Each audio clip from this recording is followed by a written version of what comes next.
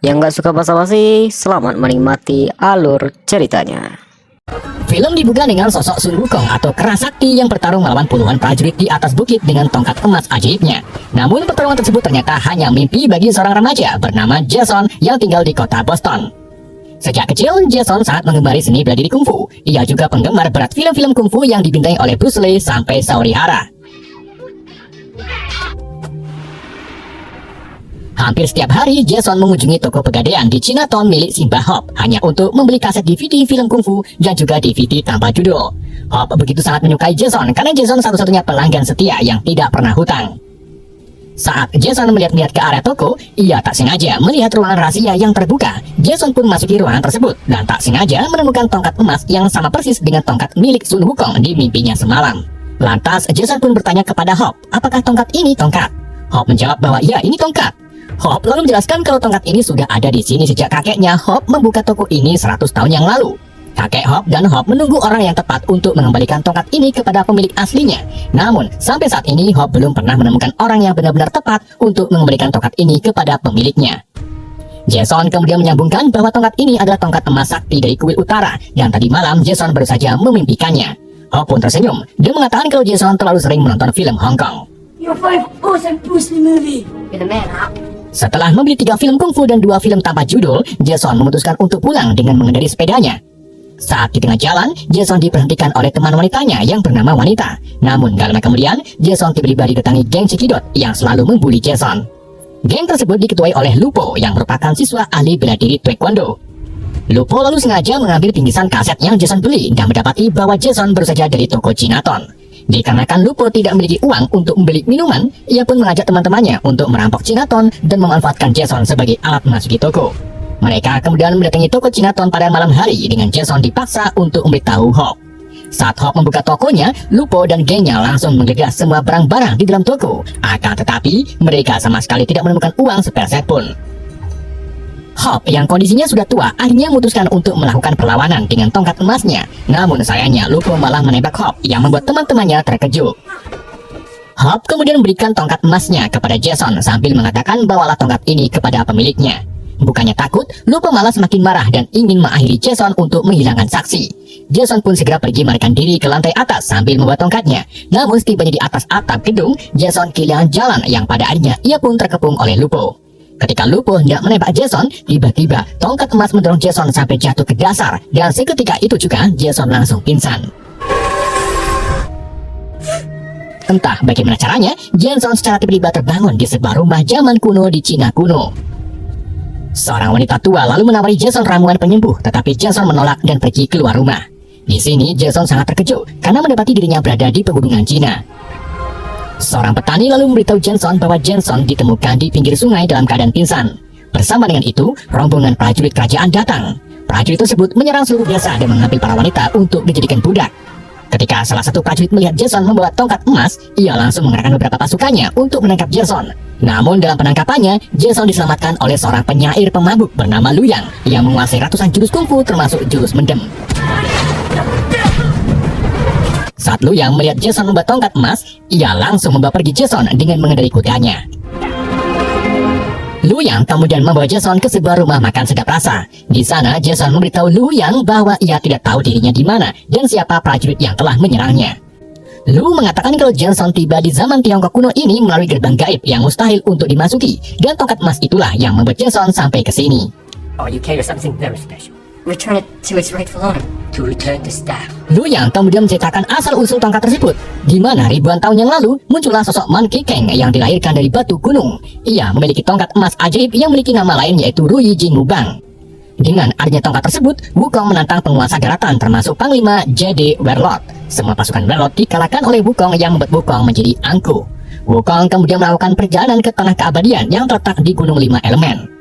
Di sana, Kaisar Jet merayakan perjamuan persik yang diisi oleh menteri surgawi, di mana para menteri tersebut meminum ramuan keabadian yang dimiliki oleh Kaisar Jet.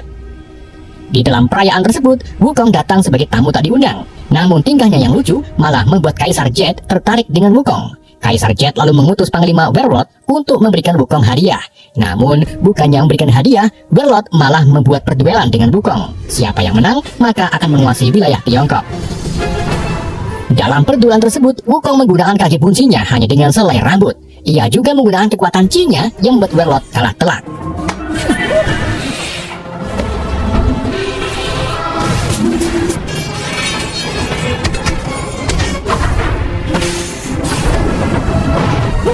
Sampai akhirnya, Warlord menemukan kelemahan Wukong, yaitu menjauhkan Wukong dari tongkatnya. Warlord pun menipu Wukong untuk bertarung tanpa senjata. Ketika Wukong meletakkan tongkatnya, Warlord langsung melempar tongkat emas ke arah barat. Setelah itu, ia menggunakan kekuatannya untuk mengurung Wukong dengan merubahnya menjadi seekor patung. Sedangkan tongkatnya terus terbang sampai akhirnya jatuh di tangan seseorang yang tak lain lagi adalah kakeknya kakek Hop. That's what I heard anyway. Lu menjelaskan bahwa ada rumor yang mengatakan suatu hari nanti akan ada seorang pencari yang membawa tongkat emas tersebut untuk membebaskan Wukong. Dan pencari itu adalah Jason karena ia membawa tongkatnya. Jadi Jason diharuskan membawa tongkat itu ke istana Warlord lalu membebaskan Wukong, sehingga Wukong bisa mengalahkan Warlord yang telah mengintimidasi rakyatnya selama ratusan tahun. Saat Jason dan Lu hendak pergi, tiba-tiba prajurit Warlord datang. Lu yang mengetahui Jason tidak bisa bela diri akhirnya turun tangan dengan melawan para prajurit tersebut.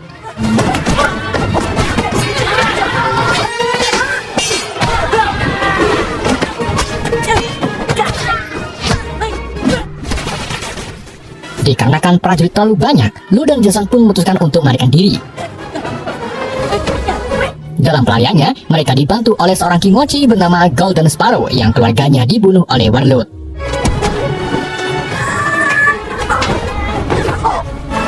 Ketiganya terus berkuda ke arah sana sampai akhirnya tibalah mereka di hutan bambu. Di sini Sparrow mengenali Lu Yang sebagai manusia abadi setelah mengambil ujian biksu tingkat tinggi. Tetapi Lu Yang menyampaikan bahwa dirinya memang abadi namun harus selalu meminum anggur. Lu Yang mengatakan bahwa dirinya tidak bisa membantu Jason ke Gunung Elemen karena dalam perjalanan menuju ke sana mereka akan melewati gurun tandus yang sangat kering. Tentunya di sana tidak ada minuman anggur yang memungkinkan Lu akan mati. Jika dirinya mati di dunia sekarang, maka dirinya akan mati di dunia masa depan. Ketika Lu hendak pergi, Jason minta Lu untuk mengajarinya kungfu karena dia tidak dapat bertahan hidup tanpa keterampilan yang Lu miliki. Karena kasihan, Lu pun akhirnya mau mengajari Jason. Jason kemudian diasah kekuatan tangannya dengan membelah deretan rumput tinggi untuk membuka jalan. Singkat cerita, malam hari pun tiba. Jason, Lu Yang, dan Sparrow memutuskan untuk bermalam di dalam hutan bambu. Di sana, Jason mengungkapkan kepada Lu bahwa dirinya tahu banyak tentang jurus-jurus kungfu seperti jurus tapak membelah batu dan jurus 5 jari tanpa sabun. Tetapi Lu malah memarahi Jason karena Lu tidak mungkin bisa mengajari Jason kungfu jika Jason sudah mengetahuinya. Intinya, jika kamu ingin mempelajari suatu hal, maka jangan pernah sok tahu dan tetap menghargai orang yang telah mengajarimu. Di tempat lain, tepatnya di istana Warlord, salah satu prajurit menemui Warlord dan melaporkan bahwa tongkat emas telah ditemukan oleh seorang pemuda asing. Mengetahui hal tersebut, Warlord pun menjadi marah dan langsung membunuh prajurit tersebut. Ia lalu menyuruh prajurit lain untuk memanggil penyihir putih yang lahir dari serigala guna mengambil tongkat emas sebelum seseorang itu membebaskan Wukong. Pagi harinya, Jason terbangun dan mendapati dirinya sendirian. Jason lalu melihat seorang pengembara di atas kuda putih yang terlihat ingin menyerang Jason. Jason pun segera berlari dari orang tersebut sambil membawa tongkatnya. Tetapi si pengembara berhasil merebut tongkat emas dan pergi begitu saja. Gak lama kemudian, Lu dan Sparrow datang. Mengetahui tongkat emasnya dirampok, mereka bertiga pun memutuskan untuk mengikuti kemana perginya pengembara. Sampai akhirnya mereka berhasil menemukannya di sebuah kuil tua. Wait with the horses. Lu Yang memasuki kuil tersebut dan mencoba berbicara sopan dengan si pengembara yang ternyata seorang biksu. Namun karena si biksu tidak berbicara apapun, Lu pun menyerang si biksu dan terjadilah pertarungan antara Jackie Chan dan Jet Li.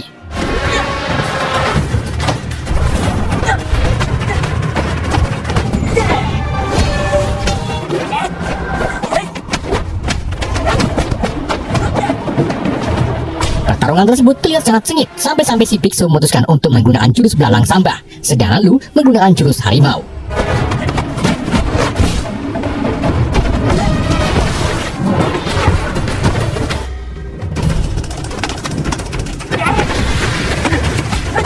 Ketika tongkat emas terlempar ke arah Jason, pertarungan langsung berhenti dengan hasil yang imbang. Dari sini si biksu mengungkapkan bahwa dirinya bukan kiriman dari Warlord, melainkan harus membawa tongkat itu masuk istana guna membebaskan Wukong. Jadi misi Jason dan si biksu itu sama. Lantas, siapa sih si biksu ini? Kenapa wajahnya agak mirip dengan si Wukong? Tonton sampai habis ya, biar kalian tidak paham. Setelah si biksu menjadi bagian dari perjalanan, Lu Yang terus mengajari Jason kungfu, tetapi si biksu mengganggu Jackson dan menganggap Jason harus belajar kekuatan terlebih dahulu. Alhasil, Jason pun diajari oleh dua guru yaitu Lu dan si biksu, dan terbukti berhasil membuat Jason jauh lebih cepat dalam menguasai bela diri kungfu. Setelah melatih Jason, mereka mulai melakukan perjalanan menuju Gunung Elemen. Di tengah perjalanan, mereka menemukan beberapa mayat warga digantung di pohon. Sparrow pun menyebutkan kalau ini adalah kelakuan Warlord, dan Warlord harus diakhiri tanpa adanya pengampunan. Sparrow kemudian menceritakan bagaimana ayah dan ibunya dibunuh oleh Warlord.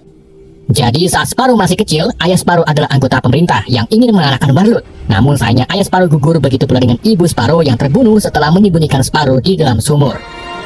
Not offer him forgiveness. Mereka berempat kemudian melanjutkan perjalanannya, hingga akhirnya mereka sampai di wilayah gurun pasir tandus yang sangat kering. Di sana mereka mulai melemah karena dehidrasi. Sparrow lalu menyuruh Lu Yang memanggil hujan karena Lu Yang juga seorang dukun. Ketika Lu Yang sedang melakukan ritual, tiba-tiba percikan air turun dari langit.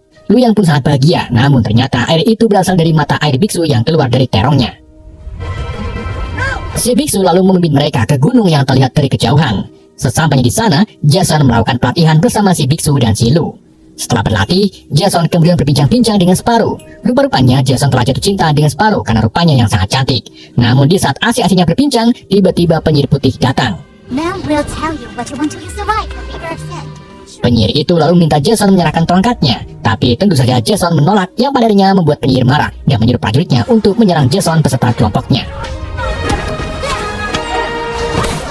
Di tengah pertempuran, Lu, Jason, Sparrow, dan biksu kewalahan karena musuh terlalu banyak. Mereka pun memutuskan untuk melarikan diri sejauh mungkin. Tetapi sayangnya si penyihir melepaskan panah ajaibnya sampai akhirnya mengenai tubuh Lu Yang. Lu yang tak berdaya kemudian dibawa ke sebuah desa terpencil. Di sana, Lu dirawat oleh seorang biksu sekaligus guru besar dari bela diri Shaolin bernama Pak Bagong. Bagong memberitahu Jason kalau Lu tidak bisa bertahan lama jika tidak minum sumber keabadiannya, yang tentu saja adalah minuman anggur. Sayangnya di desa ini warga tidak memiliki anggur, dan untuk mendapatkannya mereka harus pergi ke desa lain yang jika ditempuh jaraknya memakan waktu 5 atau 7 hari. Namun ada satu cara yang bisa menyembuhkan Lu, yaitu mengambil ramuan keabadian secara langsung di istana Warlord. Tentu saja hal itu tidak bisa dilakukan secara sembarangan, dan harus melakukannya saat gerhana matahari yang kebetulan sekali akan terjadi 2 hari lagi. Jason kemudian menemui Lu yang terbaring lemah. Di sini Lu memberitahu Jason yang sebenarnya kalau dirinya tidak abadi karena dalam perjalanan menuju ke ujian tertinggi dirinya gagal. Jadi jika Lu meminum anggurnya, dia tetap akan meninggal, dan satu-satunya cara yaitu meminum ramuan keabadian milik Warlord. Karena tak mau mengulur waktu, Jason pun nekat pergi ke istana Warlord seorang diri sambil membawa tongkatnya.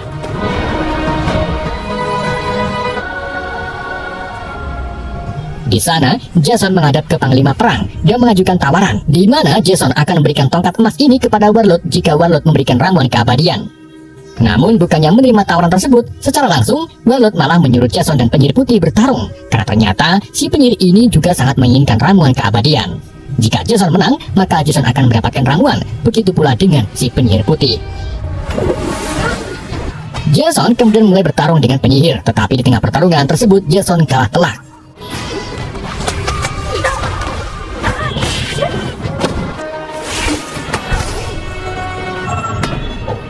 Saat Jason akan dieksekusi, Sparrow dan biksu datang menyelamatkan Jason. Mengetahui musuh telah bertambah, Warlord pun sengaja mengubah sumur keabadian menjadi api neraka. Setelah itu, Warlord turun tangan melawan biksu, sedang Sparrow melawan penyihir putih.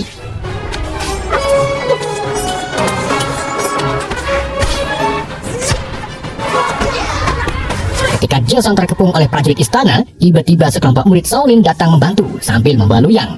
Jason akhirnya berhasil mengambil satu botol ramuan keabadian dan langsung berikannya kepada Lu Yang, sehingga Lu kembali hidup setelah menenggak ramuannya. Lu kemudian bertarung melawan penyihir putih, sedang si biksu mulai kewalahan melawan Warlord. Saat si biksu terkena beberapa serangan dari senjata Warlord, si biksu melemparkan tongkatnya kepada Jason. Jason pun langsung membebaskan si Wukong dengan cara memukul patungnya menggunakan tongkat tersebut.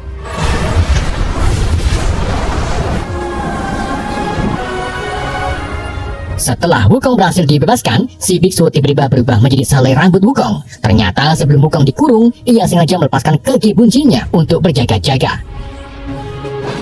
Wukong kemudian mulai bertarung melawan Warlord. Di tengah pertarungan, Sparrow tiba-tiba ikut campur dengan menyerang Warlord. Tetapi Warlord menyerang balik dan berhasil menewaskan Sparrow. Wukong dan Warlord lalu melanjutkan pertarungannya, sampai akhirnya Wukong berhasil mengakhiri Warlord dengan menjatuhkannya ke sumur api.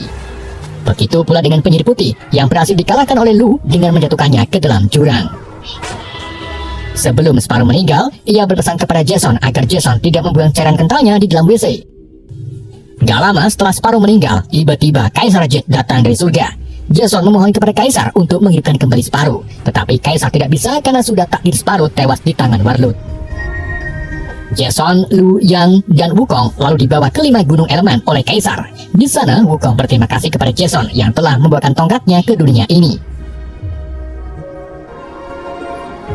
Jason kemudian dipulangkan oleh Kaisar melalui gerbang putih. Ketika Jason kembali ke dunianya, ia langsung terbangun di lokasi saat ia jatuh dari atap di awal film. Rupa-rupanya, perjalanan Jason ke dunia masa lalu hanya berjalan beberapa detik saja di masa sekarang. Sedangkan tongkatnya hilang karena sudah berada di tangan pemiliknya. Jason kemudian didatangi Lupo beserta gengnya. Lupo mengajar Jason secara habis-habisan, sampai akhirnya Jason mengajar balik Lupo dengan gerakan kungfu yang pernah diajari oleh Lu dan si biksu.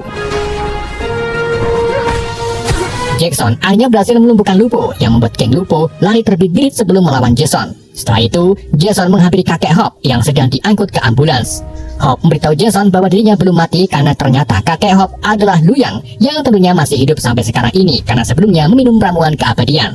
Jika saja di dalam petualangannya Jason tidak membantu Hop meminum ramuan keabadian, Hop pasti sudah mati. Setelah Hop dibawa ke rumah sakit, Jason tak sengaja bertemu dengan seorang gadis yang sangat mirip dengan Sparrow. Gadis itu lalu mengucapkan sampai jumpa dan kembali masuk ke tokonya yang bernama Golden Sparrow Jaya. Film pun berakhir. Absolutely.